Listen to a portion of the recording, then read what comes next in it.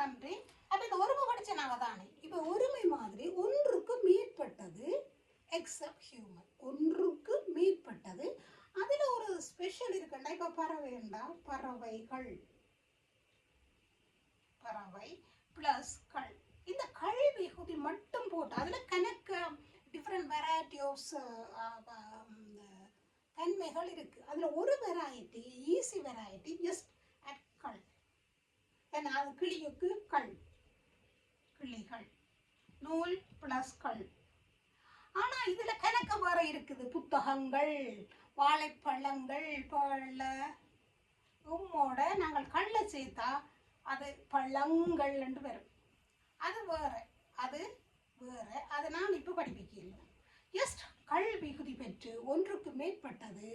அது என்னென்றால் அகரிணையில பெண்மை. என்ன அகரிணையில பெண்மை, அதை மறக்காதீங்க, பெண்மை.